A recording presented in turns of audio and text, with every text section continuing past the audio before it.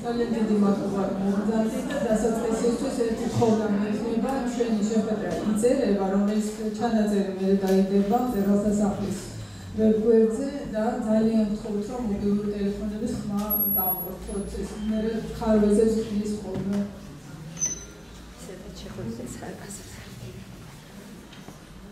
როგორც ანონსში ნახეთ, არის თუსაც მოვიძახდით, დღეს ხალბატონი ელია ბაგრატიონი ისაუბრებს თავის პროექტებზე და მე მგონი ყველა იცნობთ მას ძალიან კარგად და თუ ვინმე არის ესეთი ვინც არ იცნობს, იმათთვის უბრალოდ დავამატებ, რომ ელია ბაგრატიონი არის ძალიან საინტერესო არტისტი, რომელიც მუშაობს სპეციფიურ მასალაზე ძირითადად, თუმცა მან მასალაშიც აქვს საკმაოდ მრავალფეროვანი არჩევანი, მრავალფეროვანია ნამდვილად. მაგრამ მისი ძირითადი მასალა ეს არის თიხა და ზუსტად თიხასთან მიმართებაში აი რამდენად მრავალფეროვანია მისი ნამუშევრები, როგორი დიდი შესაძლებლობები შეიძლება დაინახოთ თანამედროვე ხელოვნების რაკურსიდან და ზუსტად ამ დისციპლინის ფარგლებში. მის ნამუშევრები არის სხვადასხვა ფორმატებში, ეს არის ინსტალაციები, ცალკეული სკულპტურა, ნამუშევრები, ასევე ერთ-ერთი ბოლო ნამუშევარი არის ძალიან დიდი მასშტაბის მენტარტი. დასაწყისისთვის აი ბოლო პერიოდში ვინც იყავით გამოფენა არტისტერიუმზე, აუცილებლად ნახავთ მის ძალიან საინტერესო ნამუშევარს, რომელიც აჩვენებდა მასალას ტრანსფორმაციაში. ეს იყო კედელი, რომელსაც ეწვეთებოდა წყალი და ეს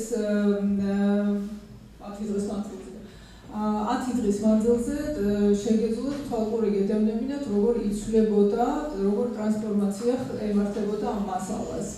თავისთავად ეს შეიძლება ბევრი ინტერპრეტაცია მიუსადაგოთ ამ თემას, თვითონ კედლის თემა კიდე მრავალი სიმბოლოებთან არის დაკავშირებული და აი ამ თემით რომ დავიწყოთ საუბარი, თვითონ საიდან გაჩნდა ამ ნამუშევრის იდეა და აი თვითონ კედლის იდეა კიდევ რამესთან ასოცირდება თუ არა, ეს უბრალოდ იყო მასალა და მისი ტრანსფორმაციის ჩვენება დროში. მოგესალმებით, მადლობთ რომ მოგზაურდით. კედლის თემა ამ მომენტისთვის გაჩნდა არტისტერიუმის ტოპიკის გამო, შინაარსი იყო ჰიუსტონ ჩვენ გვაქვს პრობლემა და აი ეს პრობლემა იყო ჩემთვის საინტერესო, როგორ მეჩვენებინა თიხა იმ როლში, რომელიც უპასუხებს ამ გამოწვევას. თიხის თვისებიდან გამომდინარე, ვინც თიხასზე მუშაობს და კერამიკოსია, ყველამ იცის, რომ ეს არის ელემენტარული, რომ იხმარ თიხას, მერე იმას გააშრობ, წყალს გაასხავ და ახალ საწერთ მასალას იღებ იგივე თიხისგან. ამიტომ ამაში არ არის არაფერი ახალი, არც იმაში არ არის ახალი, რომ შეიძლება ნამუშევარი დაინგრეს თიხა, რომელიც არ არის გამოწვარი, გამოწვარით ინგრევა და გამოწვარი მით უმეტეს, მაგრამ ეს რომ რაღაცნაირად იმ სათაურისთვის და იმ შინაარსისთვის მიმესადაგებინა, ამიტომ გადავწყვიტე, რომ აი ეს ნგრევა თიხის და თვითონ კედელი, როგორც ჩვენი უკვე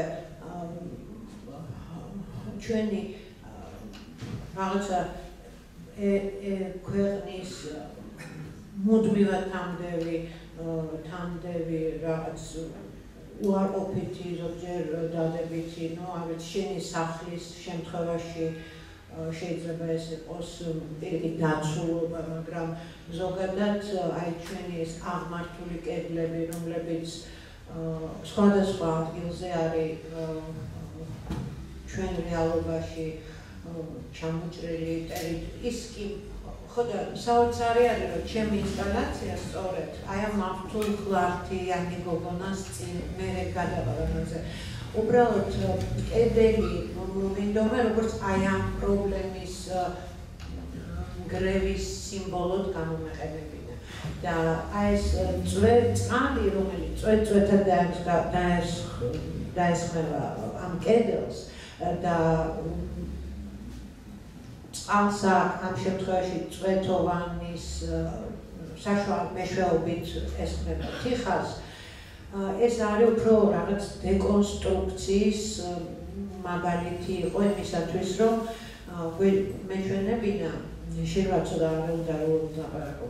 მეჩვენებინა ის მომენტი, რომ ჩვენ დესტრუქცია კი არ არის ამ კედლის, აი ახლა არამედ დეკონსტრუქცია. ჩვენ შეგვიძლია დავშალოთ ეს კედელი, ჩვენ შეგვიძლია ახალი მასალა მივიღოთ და აი როგორც აუცილებლობა თიხა, რომელიც თვითონ მზად არის ფორმის გადასაქცევად, აი აქედან მივიღოთ რამე პოზიტივი. აი ეს იყო აი ამ არქისტერიუმთან დაკავშირებით და სწორედ აი ეს წვეთოვანები და ესა მიმართული იყო იქითკენ, რომ აი პოზიტიური ჩარევა მიმდინარეობს ამ კედლის დამგრევისას.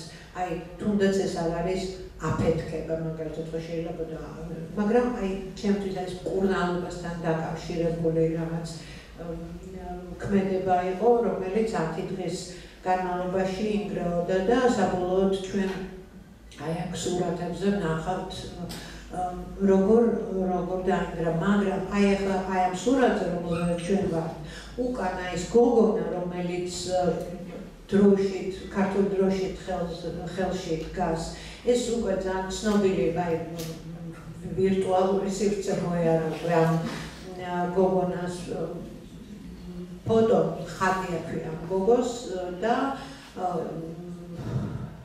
უკან მართულ ხვართი არის იქ ადგილზეა გადაღებული, სადაც მართულ ხვართი გადის და წინ იდგა სრულად შემთხვევით ეს ჩემი კედელი და თუ ჩვენ ვჯერა სასწავლების ამ გოგონას წინ ეს კედელი დაინგრა.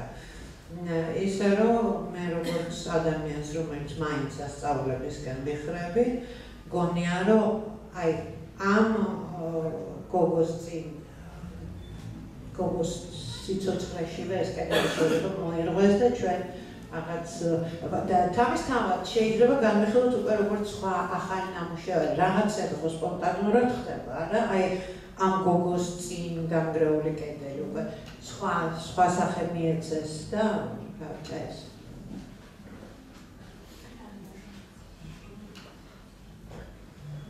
აი შემდეგი თემა, რომელიც ასევე დეკონსტრუქციასთან არის, დეკონსტრუქციის თემას ეხება, ეს არის სერია, რომელიცაც მე პირველად გავიცანი, მე თვითონ ლეა ბაგრატიონის ნამუშევრები და ძალიან თავმჯდომარე იყო ჩემთვის და მართლა ესეთი ბევრი ტიპის ინსტალაცია წარმოვიდგინე, მას თვითონ აქვს რამდენიმე ვერსია ამ თემის განვითარებით, გამხრალი ქალაქები, ასე ქვია. არის უამრავი ვარიანტი, ასევე თიხით, რასაკვირველია. აქედან ესენი ცალ-ცალკეთ შეიძლება, ცალკე როგორც სკულპტურად, ესე განვიხილოთ და ასევე იყოს წარმოდგენილი საგამოფენო სივრცეში, მაგრამ შეიძლება ასევე შედგეს უფრო ვრცელი და მრავალნაწილიანი ინსტალაცია. ეხლა გამხრალი ქალაქების თემა შეიძლება იმ კედლის გაგრძელებათაც აღვიქვათ და კიდევ სხვა ინტერპრეტაციებიც მივამატოთ. პირველად ეს ნამუშევარი ეს ამაზე ცოტა ვიამბობთ, როცა ეს გამხრალი ქალაქები ვნახე, ლიას დაუსუკითხვა, რომ რაღაცა ინსპირაცია მას თუ არ ჰქონდა იტალო კალვინოს ძალიან ცნობილი რომანიდან. ეს არის უჩინარი ქალაქები, უხილავი ქალაქები. ერთ-ერთი ძალიან ცნობილი პოსტმოდერნისტული ტექსტი, სადაც ქალაქებზე არის საუბარი ისე როგორც სრულიად ცოცხალ ორგანიზმებზე, რომლებიც არქიტექტურისა და მყარი მატერიალური ფორმების მიღმა თავისთავად ისიც არსებობენ. ახლა ლიასთან რას უნდა მექნება კითხვა, ზუსტად როგორ წარმოუდგენია მას თვითონ როგორ შეიძლება ეს საგამოფენო სივრცეში უფრო განავითაროს ეს იდეა და რამდენად როგორ ფორმაში იქნება იქნება ეს მესიჯი უფრო დასანახი და უფრო განხორციელებული. ეს ნამუშევრები, რომ მე დავიწყე დანიაში ვიყავი 2008 წლის დასაწყისში და გავაკეთე იმისათვის, რომ ჩაფიქრებული მქონდა თბილისში აი სწორედ აი გამქრალი ქალაქების გამოკეთებინა რუსთაველის თეატრის ფოიეში. ქვევით, აი რომელიც ქიმერიონია, იქ უნდა ყოფილიყო ჩემი ადრინდელი, ეს არის გამქრალი ქალაქები, გამქრალ ქალაქთა ანალექი, ასე ქვია უფრო ზუსტად. პირველი ვერსია არის ქოთანთან მორგებული, რომელიც ქოთანიც არის არქეოლოგიური საიტებიდან წამოსული ჩვეულებრივი ნივთი, ყველაზე მეტად არქეოლოგიური გათხრების დროს ჩვენ ამ ნივთს პოულობთ და როცა დამითვალიერებია რაღაცა ეს ძალიან არქაულ პრეისტორიული პერიოდის ნამუშევრები მუზეუმებში, ვხვდი, რომ აი ეს ყველაფერი რაღაც ცივილიზაციას ეკუთვნოდა, ეს არ არის თქვათ აი ეს იყო რომელიღაცა ქალაქში, რომელიც არსებობდა და დღეს აღარ არსებობს და რაღაცნაირად უნდა გამონათვალე და ეს იყო რაღაც არქიტექტურულ დეტალთან შევაერთე, ჩვეულებრივი ქოთანი მოვიდა იმაში იყო ძირი და ზევიდან ებმებოდა არქიტექტურული დეტალი და ეს მაძლევდა აი სწორედ გამოსახვით ფორმას გამქრალი ქალაქების. და ეს იყო ისტორიული რაღაცა ისტორიული კავშირი, ხო. მაგრამ მე რაღაცა ერთ დღეს, როდესაც მივხვდი, რომ ქალაქები ქრება არა ისტორიის გამო და დიდი ხნის გამო და რაღაცა საუკუნეები კი არ ჭირდება, რომ აი გამოგეკო. შენ თვალწინ ინგრევა ქალაქები. აი მთელი წინა აღმოსავლეთი დროისთვის ისეთი განგრეული ქალაქები იყო, რომ ვერ გააკეთებს იმას. აი მთელი მართლა ქვეყნები და ქალაქები მართლა ჩემ წინ ინგრეოდა და მინდოდა რაღაცა აი ესეთი რაღაც გამეკეთებინა, ქვევით ყოფილიყო როგორც უფრო სიღრმეში გამოფენილი აი ეს პირველი ვარიანტი და ზევით ყოფილიყო აი ეს განგრეული ნაწილები გადმოვარდნილი ერთი დიდი მთლიანი ობიექტი უნდა ყოფილიყო, რომლის გადმოყრილი ნაწილები იქნებოდა ეს. მაგრამ 2008 წლის აგვისტოში მოხდა ის, რაც მოხდა და მანამდე მე ვერ მოვასწარი და მე უკვე რაღაც არაეთიკურიც იყო და რაღაცა ცოტა ესეთი არ მინდა მოკლედ ამ თემით 2009-ში წავს გავიყავი და მე უკვე როგორც ვიცით, ყველაფერი ტრანსფორმირდება, ყველაფერი დროში რაღაც სხვა მნიშვნელობას იძენს და ჩემმა ქალაქებმაც დაიწყო ჩემ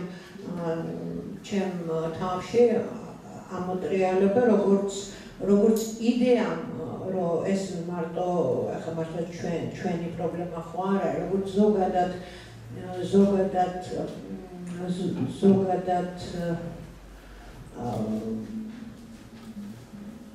აი რაც აგრესია, რომელიც ხორციელდება, აი ეს ანგრევს, ეს არ არის მნიშვნელობა აუცილებელი არ არის, რომ მოხდეს ომი, ხო? აი თუნდაც აი ხო მაგალითად დაინგრა მაღარო, აფეთქდა მაღარო და შეიძლება მილიონი რაღაც ისეთი, რომელსაც ჭირდება სწორად დაიჭირო რაღაც მომენტი და როცა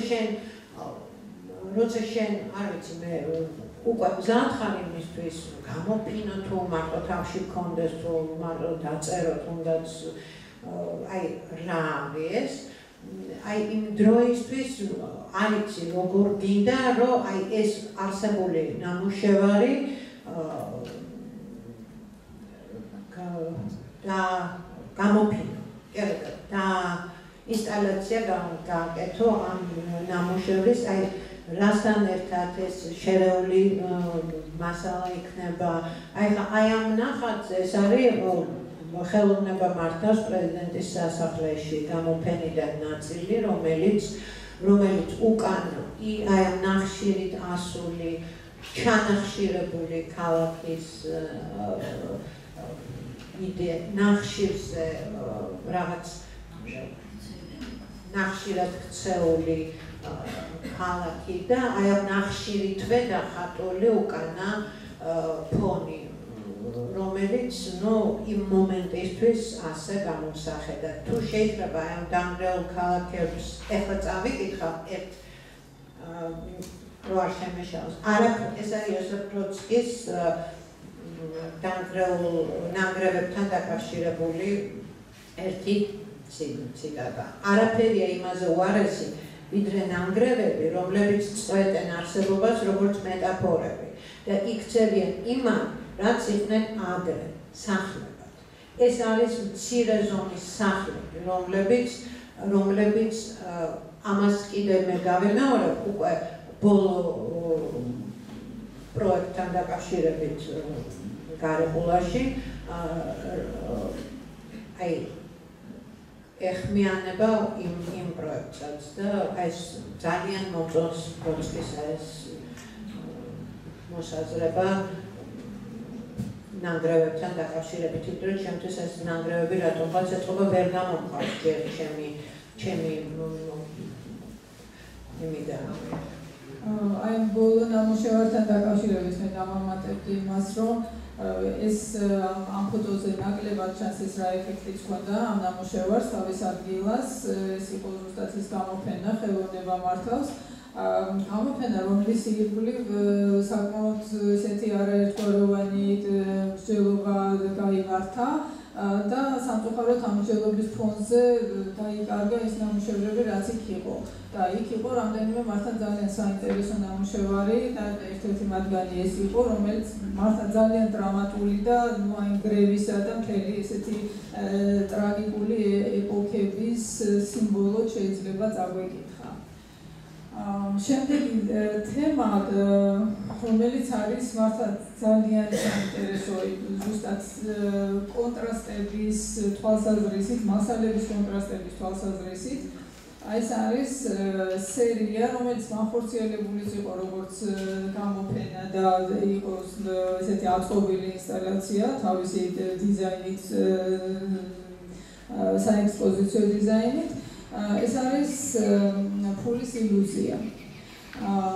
პირველ რიგში რაც იქცევს ყურადღებას, ზუსტად ეს არის აი მასალების ერთად განაზრება, კონტრასტული მასალების. ნუ როგორც არის მაგალითად ძვირფასი მეტალები და რომელიც არის მყარი და ესეთი გამძლე სინთეზში თიხასთან.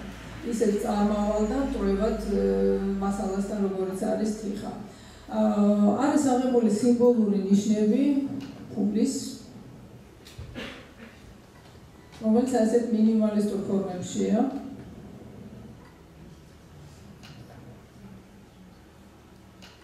დეტალურად რა თქმა უნდა იტყვის უკეთესად. ეს არის როგორც ხათუნა მოგახსენათ ნამუშევრები, რომელსაც მე დავარქვი ფულის ილუზია. რატომ ფულის ილუზია? იმიტომ რომ თავისთავად თიხა, რომელშიც მე ვმუშაობ და რომელიც მე ძალიან მიყვარს, არის ყველაზე იაფი მასალა. 20 თეთრიდან 8 მისი კილოგრამის ფასი. და ეს მასალა ისეთ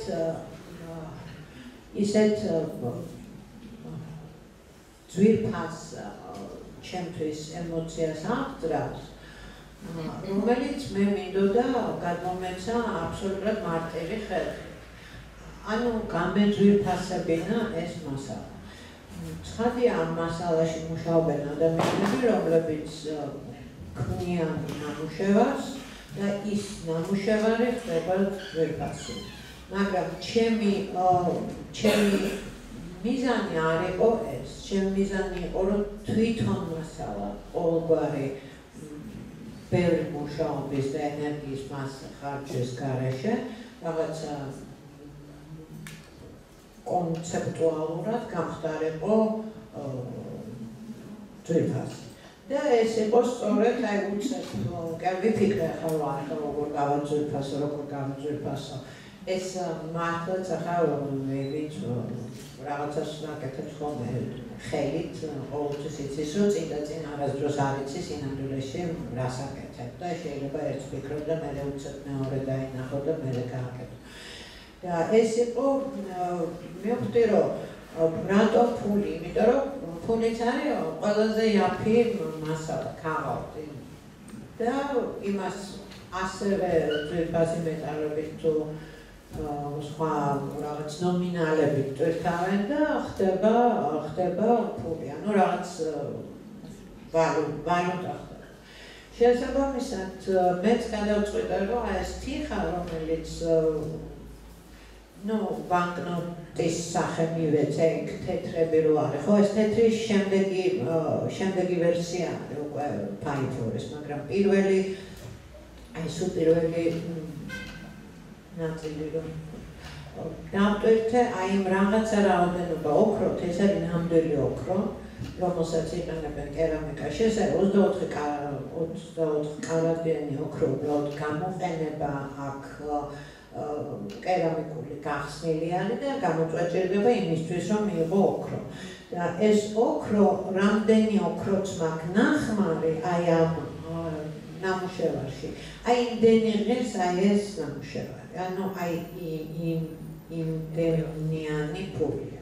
არ აქვს მნიშვნელობა რამხელა და ასე შემდეგ. იმიტომ რომ თავისთავად თიხას აი ამ რაოდენობაში არანაირი ფასი არ აქვს. შეიძლება დაიხაროთ ახ ჩემი ეზოში და ფასოთ აიღოთ. და სწორედ მე უკვე რაღაცა როგორც ყველაფერი გინდა რომ ცოტა კარგად რაღაც ესეთი ვიზუალური ნაწილი ჩართო რომ უკეთესი ვიზუალი იყოს ან ესეთი ან რაღაც ხო და ეს იმ შემთხვევაში ეს იყო რაღაც ბანკნოტის ფორმა ერთი რომელზედაც გავაკეთე მე უკვე თიხაზე ოქროს ფული იყო, ის იყო თეთრი, რომელიც ზუსტად ისეთივე ბანკნოტი არის, პლატინა არის, ესე იგი ეს უფრო ძვირფასია, ვიდრე ოქრო შავზე არის, წითელი, რომელიც არის სპილენძი, ანუ უფრო იაფი მონეტა და ასე შემდეგ. და ესეც არის უკვე თამაში აი ოქროსთან და აი ეს არის აი სპილენძები, რომელიც სხვაჩვენს სამწუხაროდ ისეთი ფოტოები არ გამოვიდა, რომ მიხვდე რომ ნამდვილად სპილენძია ეს. ხელში რომ იჭირავს, ხვდები რომ სპილენძი არის შიგნით. და აი ესეც უკვე ფაიფურზე ეს უკვე მე ერთგვარი რაღაცა იმების ფორმის შეცვლა იყო, და კონცეფცია ფულის არის, ყველგან ერთი და იგივე და შემდეგ როდესაც მე მომინდა რომ გამეკეთებინა გამოფენა და როგორ მომინდა გამეკეთებინა ესე რაღაცა უჯრებში, გვიშაში, რაღაც იმასთან, რასთანაც არის ხოლმე ფული დაკავშირებული, ესე ქაოსურად შენახული, თუ ესე დაალაგებული, აი ბანკში და აი ესეთი ის მიეცა სახე ამ გამოფენას, ეს იყო უჯრები გავსებული ქვიშით და იმაში სხვადასხვანაირად ჩადგმული ფულები.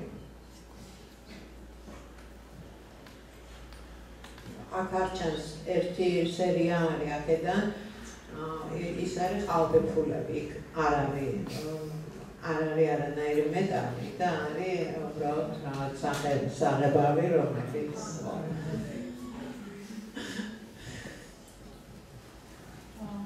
ძალიან კონკრეტული თემიდან, ახლა გადავდივართ სხვა თემაზე, ეს არის აბსტრაქცია.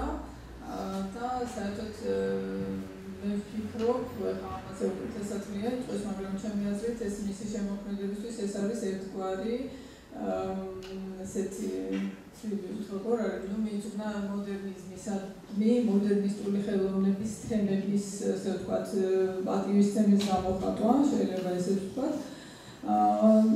ეს არის აბსტრაქტული თემები, სკულპტურები, რომელსაც დეკადანსის სერია, ესე ერთიანდება ამ სერიაში და ასევე ბრანკუშის თემა, უფრო გეომეტრიული ესეთი ბლოკებით, ისევ იგივე მასალით, რა თქმა უნდა. აი ამის ინსპირაციაზე რა შეგიძლიათ?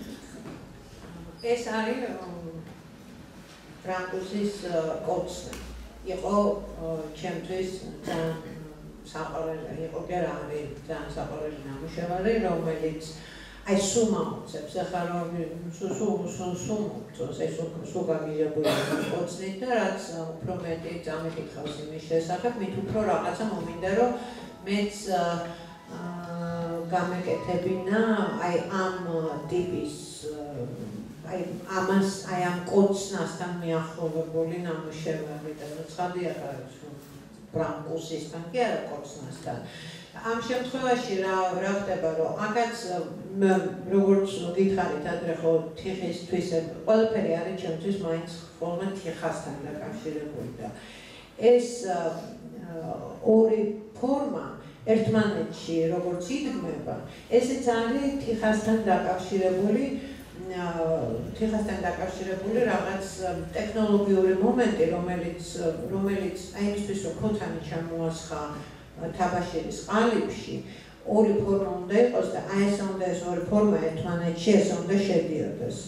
რომ არ გამოისხას იგი და მე ამაგრებ მას და იყენებ შეულებრივად რაღაცა ფორმის მისაღებად. აი ეს ამბავი გამოვიყენე ბრანკუშის კოცნის განსახორციელებლად და იმისთვის რომ ეს ერთმანეთში ჯდება და ერთმანეთს ერწყმება, ეს მკვეთრად ცდება ბრანკუშის კოცნის იდეას, იმიტომ რომ ბრანკუსი იქ ამბობს, რომ ეს ორი ადამიანი, რომელიც ერთმანეთს კოცნის, ეს არის ერთი მონოლითი, რომელიც უნდა გააჭრა თუ გინდა რომ ერთმანეთს დააშორა. ამპუტაცია უნდა მოხდეს აი ორის. და ჩემთვის იმისთვის რომ შეაერთო, არის ორი ცალ-ცალკე ბლოკი, ისეთი მარტივი, უკვე როგორც ხათუნა თქვა რაღაც აბსტრაქტულ მოდერნულ ყაიდაზე და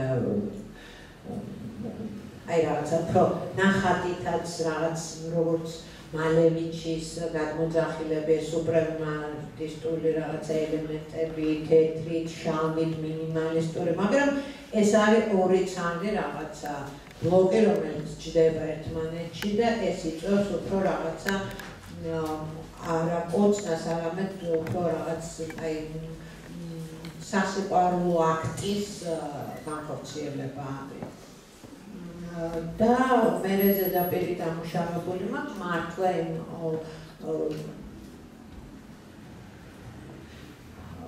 პატივისცემის გამოსახატად, რაც იმ დროინდელმა აბსტრაქციამ და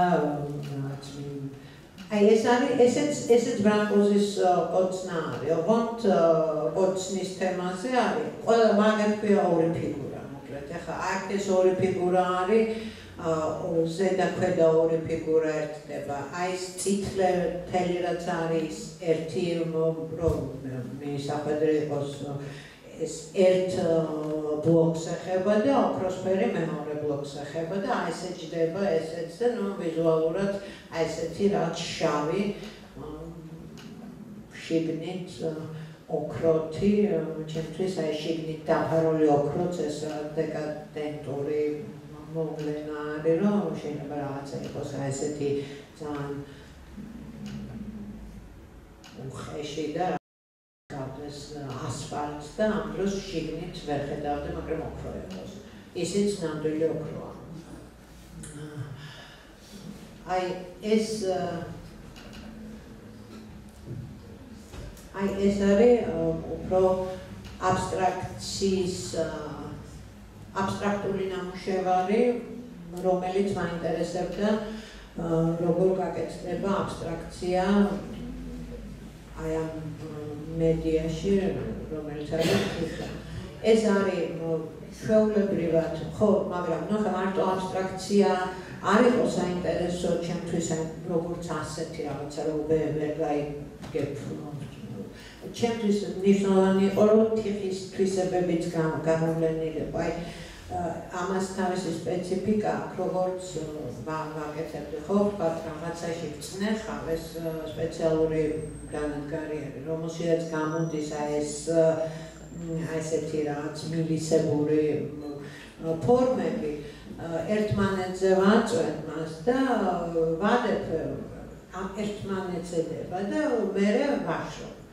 ეხლა თიხას ალბათ, ვინც ამიცის თიხა იმისთვის რამდენი წამდა ახსნა, მაინც უფრო რთული გასაგები არის, მაგრამ ზოგადად ეს არის აი მერე თიხა იწყებს შრობას, ის პატარავდება ჰაერზე, რაც უფრო გარეთ არის, უფრო ჩქარაშება, ანუ აი ამ პროცესში ეს იმტრევა, ამიტომაც ზედა ნაწილი უფრო მსუბუქია, ქვედა დამტრეულია, იმიტომ რომ ეს არის თიხის თვისება და ეს არის უბრალოდ თიხის თვისება, რომელიც ვიზუალურად ესე არის გადმოცემული. ეს ვიდრე ეს ნამუშევარი არ გამოიწვა, ანუ რომელიღაც ეტაპი ტექნოლოგიური კერამიკაში, ეს თვითონ იცვლებოდა. ისე არ იცვლებოდა, როგორც ის კედელი, რომ ის უფრო ჩქარი პროცესია, მაგრამ შრობისას ეს ჯერ ესეთი იყო, მერე დაიწყო დატეხვა ქვევით, ნამსხვრევები გახდა ზევით, გაშრა. ანუ ასე რომ ვთქვათ, ეს ნამუშევარიც გახდა დროში თვითონ განაგრძო თავის გაკეთება ამის. და აი რომ გაშრა გამოწვაში კიდე შეიძლება გატეხილიყო, მერე შემდეგ ჯერზე ავაწყე და აი საბოლოო სახე მიიღო. აი ასეთი, ესეც იგივე არის, იცით, აი ისეთივე მეთოდით, ჩამოწნახვის მეთოდით მაქვს და ნუ აი ნატეხებიც ჩანს იქა და ამ შემთხვევაში ჩემთვის არც კიდე რომ მოატყდეს, აი როგორც იმ დამგრეულ ქალაქებს რომ გაატყდეს კიდევაც აი რაღაც პირობებში, ესეც ნამუშევრის ნაწილია. ის რომელიც ეს არის ორი ფიგურა, ის რომ გაატყდეს, მოგატეხილ ნამუშევარია, მაგრამ ეს ნამუშევრები ისეთია, რომელიც თავისთავად აი ამ გატეხვას იტანს. და მაინც არ არის გატეხილი ნამუშევარი. აი გაწყდება, დარჩება ის, რაც დარჩა, იმიტომ რომ ამაზეა ნამუშევარი, რომ რაღაცები ხდება, აი ესე რომ ჩვენ ამას ვერ ვაკონტროლებთ, სამწუხაროდ ასაკეთ. თიხასთან დაკავშირებით ახლა რა სტერეოტიპი შეიძლება არსებობდეს, რომ ეს არის ესეთი სწორხაზოვანი მედიუმი და მალე ამოწურვადი, მე მგონი ბევრი მაგალითი გვაქვს იმისთვის, რომ ეს არ არის და მართლა ესეთი საკმაოდ პრიმიტიული სტერეოტიპია. მაგრამ თიხა რა თქმა უნდა თვითონ პირველ რიგში რასაკვირველია, უკავშირდება აი ესე ვთქვათ არქეტიპულ ფორმას, როგორიც არის თოქი. თიხასთან ასოციაცია პირველი მიდის აი არქაულ ფორმებამდე, რომლის ისტორია არის ძალიან დიდი და რა თქმა უნდა შეიძლება მისი სხვადასხვა ინტერპრეტაციები უზომოთ, აი აქაც ნახავთ ლიას ნამუშევრებში თვითონ დოქის დიზაინიც რამდენად მრავალფეროვანი შეიძლება გახდეს.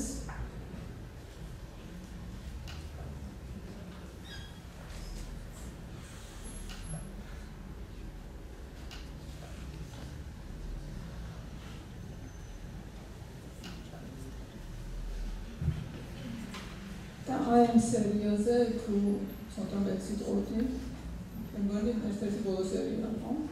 ეს ეხლა გაკეთებული ხო ამის მერე არაფერი ახალი არ გაკეთებია ეს არის სწორედ ქოთანი ჩემთვის არის რაც ამოსავალი წერტილი როგორც გითხარით ახლა ის ბრანკუსი რომელზედაც მე კოცნაზე მაქვს ლაპარაკი აი ქოთანი როგორ გაკეთდეს აი ის არის ტექნიკურად აღებული და აი როგორ ჩდება ერთმანეთში ანუ ჩემთვის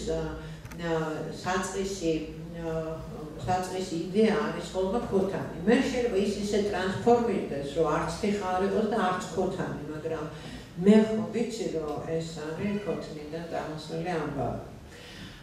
და ეს ნამუშევარი ეს სხვათაშორის პირველივე ქოთანი, რომელიც აქ გამოჩნდა, იყო 14 წლის წინ გაკეთებული. იმას რაც სიმპოზიუმზე და შემდეგ იყო გაგრძელება ქოთნების იდეის აი ეს იყო პირველი ნამუშევარი რომელიც მე გავაკეთე და დავარქვი წითელი ჩიტი ეს არის ორი ქოთანი რატომღაც ამ ქოთნებს ისე ვაკეთებ რომ ვერ ეხმარო ერთი არის ქვედა ქოთანი და ზევიდან ედგმება მეორე ქოთანი ესე რომ იმ ქოთანს კარგად ვერ ეხმარო თუ გინდა ის სახე შეუნარჩუნო რაც მე ჩამიფიქრე მთლიანად ვიზუალი როგორიც არის შემდეგი უკვე ეს არის 2000 წელს გაკეთებული. ესეც იქვე იმავე ესეც ორი ქოთანი ერთმანეთზე იდგმება. და როგორც ჩანს ეს ორი ქოთნის ერთმანეთზე დადგმა არ ვიცი, ჩემთვის აი ორი რაღაცა ფორმის ერთი მთლიანის ორი ფორმით ერთი მთლიანის წარმოჩენა და რაღაც სათაურები აქვს ისეთი, რომელიც უფრო ისტორიასთან, არქაულ პერიოდთან არის დაკავშირებული, რაღაც კულტურულ ჩემ წიაღსვლებთან, მე რაღაც ესეთი ნარატივები შემოდის, ვიწყებ ხოლმე ფიქრს ეს, რომ ესე იყოს, ახლა შემდეგი მაგალითად რაღაც ეს არის მაგალითად ძალიან დიდი ზომის ნამუშევარი, რომელიც ასევე ორი ქოთანია და ამას პრაქტიკულად ვერასდროს ვერ ეხმარ, ერთხელ თუ აღწევ ძლივს ზემოთას და დამალავ რაღაცას, რომ ვინმე მარიპოვოს. ეს არის ეხნატონის ხუთი, რომელიც ჩვენამდე ასე ცნობილი, ანუ მისი კარონა გვირგვინი და აი ეს იყო ოღონდ ასე აი აბსოლუტურად კერამიკასთან კერამიკის და კერამიკული ფორმის და კერამიკული უნარების საშუალებით რომ გადმომეცა ეს ჩემი ზღაპრების თხრობა. ეს არის მაგალითად ბეჭდების სერია ირა და ესეც ორი ქოთანი. ეს არის რომელიც ანგლიური ქალაქებისთვის ვამბობდი, ეს არის ქვევიდან ქოთანი, რომელსაც ზევიდან ეს რაღაც არქიტექტურული დეტალი ადგება და მაგის ხარჯზე ხდება რაღაც წარსული ცივილიზაციის გამოძახილი. აი ამ ქოთნებთან დაკავშირებით შეიძლება სულ რაღაცები მომყვე ესეთი ამბები მე რო აღშეგაწინ თავის შემწყვეტამის მოყოლას, იმიტომ რომ მეგონი ეს აუცილებლად უნდა აღნიშნოთ ერთ პროექტზე, რომელიც შეჯერობით მასშტაბში ნახორციელებული არ არის არსებობს პროექტის სახით. ისევ ქოთნებს უკავშირდება, მაგრამ ეს არის თავიდან ბოლომდე, ესე ვთქვათ, კონცეპტუალური ნამუშევარი, ძალიან ეფემერული, თავიდან ეს ქოთნის ფორმებში ყალიბდება, მაგრამ შემდეგ იღებს სრულიად სხვა ფორმას და აი ზუსტად ეს რა პროექტია. ეს არის წავიკითხე ასევე ქოთანთან დაკავშირებით იფტრიალებ და ვლაუძე თქვა, რომ ქოთნის ჩვენ ვაკეთებთ თიხისგან ფორმას. თიხას ვაძლევთ ქოთნის ფორმას. მაგრამ ქოთანი არის ის კი არა, რაც ჩვენ თიხიდან გავაკეთებთ. არამედ ის სიცარიელე, რომელიც შიგნით არის და ის სიცარიელე, რომელიც იჭერს იმ ყველაფერს, რაც გინდა რომ შიგნით მოხდეს და გაიჭირო. შესაბამისად, მე ჩემს ძალიან, როგორც მეკუთვნაზე იმოქმედა და მომენტა, რომ აი სიცარიელე მეჩვენებინა და ეს სწორედ გადავწყვიტე ეს საცდელი ვარიანტები არის. ესეთი ამზომის კი არ არის. ალბათ რადგან ეს ლაოძის სიტყვებს ვახმოვანებ, ეს იქნება უფრო ჩინური ესთეტიკით გაკეთებული ქოთანი, ალბათ მაინც უფრო ბრინჯი ვიდრე ლობიო ან არ ვიცი მე რაღაცა, მაგრამ დიდ ზომაში უნდა გავაკეთო და ეს არის ცდები, როგორც გავაკეთე, შიგნით აი ამ ქოთანში ჩავყარე ბრინჯი, ლობიო და ეს მუხედობრი ამბონი, რომელიც შევა ერთ ჩემი საიდუმლო არ და მე დავიწყე აი ამ გვერდების მოტეხვა, ესე რომ თქვენ ხედავთ აი ამ ფორმას, რომელიც ქოთანს აქვს და რომელიც ზედაც ლაოძი ამბობს, რომ აი ეს არის ქოთანი. აი სიცარიელე, სხვანაირად მე არ ვიცი, როგორ უნდა გადმომეცა და მინდოდა რომ გადმომეცა. შეიძლება რაღაცა სხვა მედია რო იყოს, სხვანაირად თუ მოვაკეთო და აი ესეთი ვიზუალი აი ესეთი იქნება, მოკლედ აი ეს შიგ თავში, რომელიც თავის თავად დგება ესე და სულ არ არის საჭირო რომ კონდეს თითქმის რაღაცა ატრიბუტები თუ თავის თავს შენერეთ დაიჭერს. და ერთ-ერთი ასევე ბოლო პროექტი, ეს არის უკვე ძალიან მასშტაბური პროექტი, მენდარტის ფორმატში, ეს იყო წელს გარიყულაში და შემდეგი ეს ყოველწლიური ფესტივალის ფარგლებში ფესტინოვა. წელს ამ ფესტივალის მთავარი თემა ეს იყო ოპუს მიქსტუმ, ანუ შერეული ტექნიკები, შერეული მედიუმები. თვითონ ტერმინი ანტიკურია და ასევე გულისხმობს სამშენებლო მასალების სხვადასხვა მეთოდოლოგიების შერევას და აქ წარმოდგენილი ნამუშევრები ძირითადად იყო ზუსტად ამ მიმართულებით. ასევე გულისხმობდა ჰიბრიდების და ტრანსფორმაციების თემას, რაც მასალების შერევის დროს ხდება, მედიუმების შერევის დროს ხდება და ახალი ეს ნამუშევარი გათვლილი იყო უფრო დროსთან და სივრცესთან მიმართებაში ტრანსფორმაციაზე. ეს ნამუშევარი არ შეიძლება დღეს დასრულებულად ჩაითვალოს და თვითონ როგორც ვიცით, ეს აქვს გეგმა, რომ მუდმივად ესეთი დოკუმენტაცია გააკეთოს, რაც ცვლილებებს განიცდის ეს დროის მანძილზე და ალბათ ერთი წლის მერე სხვა სურათს მივიღებთ. ესეთი დეტალურად ვთქვა. ხო, აი ეს პროექტი, რომელიც გავაკეთეთ იმაში, გარიყულაში, ეს ოპუს მიქსტუმ არის კონსტრუქციის ტრანსფორმაცია. ეს არის დროზე გათვლილი პროექტი, აი სწორედ ვინც ყარამან ქუთაძე რომელმაც მითხრა, რომ აი ეს მონიშნული ნაწილი არის ჩემი და მე რასაც მინდა იმას გავუკეთებ წლების განმავლობაში. არ ვიცი რას გავუკეთებ, ალბათ ნამდვილად ამას გავუკეთებ და მე როცა გავუკეთო არაფერი, ბუნება ამას გავუკეთებს თვითონ. რაღაც კედელს მოანგრევს, რაღაც. ანუ ეს არის ასევე თვითგანახლებაზე ორიენტირებული პროექტი, ძალიან შრომატევადი იყო. აი ნახეთ, რამხელა სამუშაო არის ჩატარებული, ძალიან ბევრი ადამიანი დამეხმარა და მიიღო მონაწილეობა. ეს იყო, როდესაც ყარამანმა მე დამირეკა და მითხრა, რომ ესეთი თუ გინდა რომ მიიღო აი ამ თემაზე სახლის ტიპის ნამუშევარი გავაკეთო, მე მივხვდი, რომ ჩვენ შეგვიძლია გავაკეთო, მე შემიძლია გავაკეთო მხოლოდ აი ასეთი რამ. ჯერ ეს ერთი ჯერ ესეთი აი მიწასთან დაკავშირებული სამუშაოები ყოველთვის საინტერესო არის ჩემთვის და არასდროს არ მქონდა ადრე ამის საშუალება.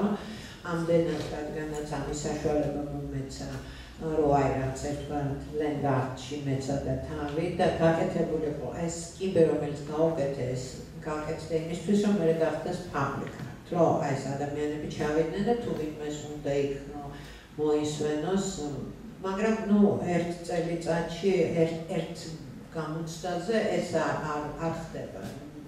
შემდეგ არ ვიცი მე როგორ განვითარდება ჩემთვის ეს იყო აი ესე გამემეორებ ხა აი არაფერია იმაზე უარესი ვიდრე ნანგრევები რომლებიც წვედნენ არსებობას როგორც მეტაფორები და იქცევიან იმად რაც იყვნენ ადრე სახლებად. და როდესაც მე ყარამანმა შემომთავაზა ეს პროექტი მე მივხვდი რომ ეს უნდა გავაკეთო იმიტომ რომ მთელი გზა ზღვაზე წასვლისას მატარებლიდან ხედავდი აი ესეთ ნანგრევებს სადაც რაღაცა უკვე გარკვეული ცხოვრება დაიწყო, რაღაც სახლებად იქცა, ოღონდ ადამიანების სახლებად აი რაღაც მეტაფორულ მდგომარეობაში იყო და რო ხვდები რომ აი შეიძლება აი ეს ძალიან მალე ან დაანგრევონ ან დამუშიგდონ, იმიტომ რომ შიგნით დაიწყო სცენარებმა მოსვლა გაჭედილი იყო ეს სახლები სცენარებით, ფანჯრებიდან გამოდიოდა სულ სხვა რაღაც საოცარი სანახავი იყო აი კარგიც და ცუდიც, აი შემზარავიც და პირიქით ლამაზიც, აი გახწნის სწორი სიტუაცია არ არის, მაგრამ აი ამის სილამაზეს თუ მივდებთ, აი იყო ძალიან და აი ასეთი რაღაცის გაკეთება მოვიდოვე და თან ეს ხوارი ის სახლი რადგან თემა იყო მაინც აი სახლის მშენებლობასთან დაკავშირებული და ყველა ქვეყანას ჰქონდა თავისი რაღაც ვერსიები როგორ გაკეთებული იყო გააკეთებინათ სახლი ჩემთვის მაინც მნიშვნელოვანი იყო რომ მეჩვენებინა ის სახლი რომელიც აი სამცხოვრისი იყო ყველასთვის მე ფრანგებმა აჩვენეს მაგალითად ფრანგული დროშის ფერებში მონალიზას პანჯარა თავისი ხედით იქ ვიღაცა ჰოლანდელებმა სხვანაირად ამერიკა მაგრამ ჩვენ ყველა აი სამცხოვრისიდან ეს იყო ჩემი აზრით რასაკვირველი ის რაც გვაერთიანებდა იმ მომენტისთვის აი სულ იმიტომ რომ არც ერთმა ადამიანისთვის არაქეროვნებას მნიშვნელობა არ იყო გასაკვირი ეს რა იმიტომ რომ ყველა მიცის რომ მათი საწყისიც არის აქედან და ნუ რა ვიცი ესე რაღაც ოროთახი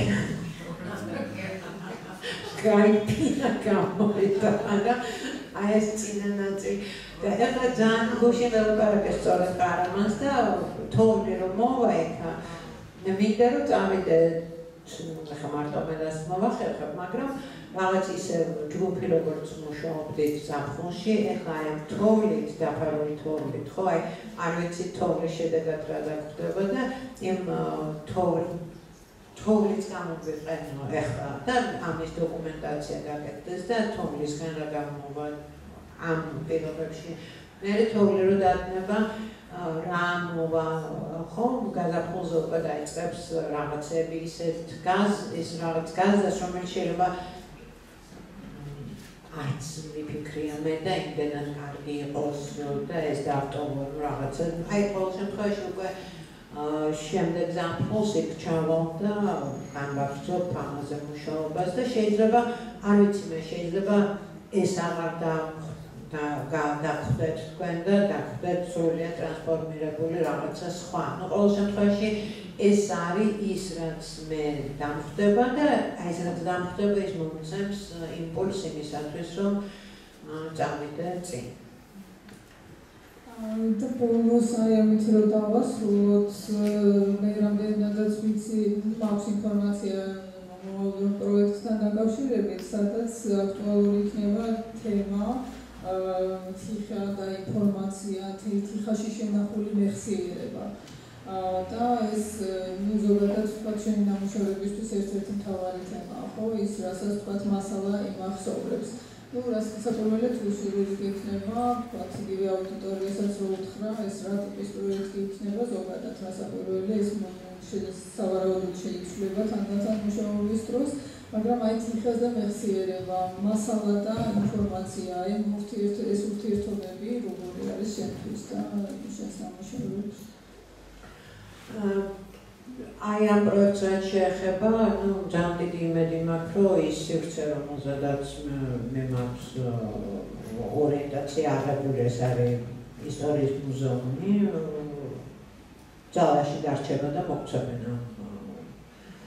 ამ სივრცეს იმისთვის, რომ რაღაც ინსტალაცია გავაკეთო, რომელიც თიხა, რომელიც თვითონ დაიმახსოვრ ანუ ჩვენი მეხსიერება, რომლისგანაც მაგალითად მე მინდა რომ განთავისუფლდე, მე მახსოვს რაღაცეები, რაც არ მინდა რომ ჩემი ცხოვრებაში ალბათ ყოფილიყო, მაგრამ ჩვენ ყველა ახალგაზრდებს არ გულისხმობ, ჩვენ ყველა ვართ წამოსული იმ ქვეყნიდან, სადაც ძალიან ბევრი მრუდეები იყო და აი ეს სიმრუდე რაღაცნაირად მინდა რომ ამისგან გავთავისუფლდე მე პირადად და ვიდრე ამას ისეთ სახეს არ მივცემ რომ რაღაც არ ვაქცევ აი ამ იმეჯებს რომელიც იყო იმ პერიოდში ქვევათ არ გავაქვავებ არ შევეცდებით რომ ისე ვიაროთ აი ამ მუზეუმის პირობებში, არ დავამუზეუმოთ მაინც თუ დავაარქივოთ, და აღარ იყოს ეს ჩემი ცხოვრების რაღაცა, ჩემი ცხოვრების ნაწილი, არ ვიცი, აი კიდე არ მესმოდეს რაღაცა მრევლას ხმა ყურებში თუ რა ჩანდება. აი ამას ეხება ეს პროექტი, რომელიც რა ვიცი თუ გამოვა ესა და კიდე აი ეს გამოფენა კი უკვე მალე იქნება, უკვე გზადდება ეს გამოფენა, საკმაოდ დამაინტრიგებელი სათაურით, ჩემი მონალიზა, ესე ქვია, იქნება კალა გალერეაში 10 იანვრიდან გაიხსნება და ნამდვილად ესეთი საინტერესო ექსპოზიცია გელოდებათ. ამით მე მგონი დავასრულოთ და კითხვები რასაკვირველია, რაც იქნება აუდიტორიიდან.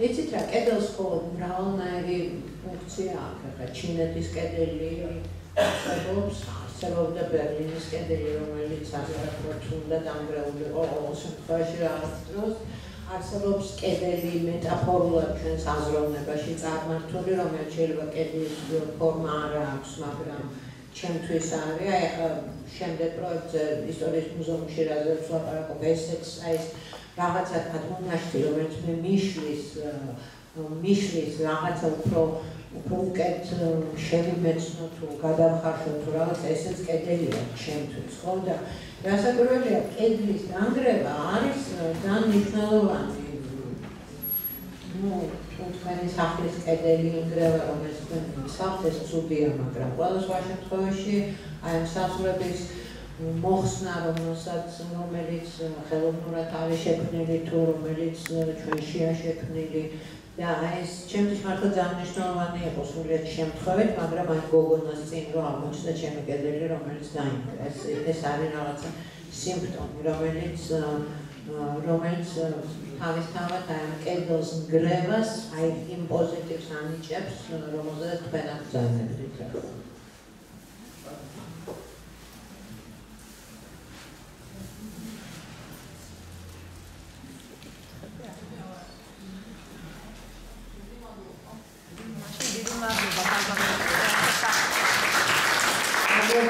Thank you.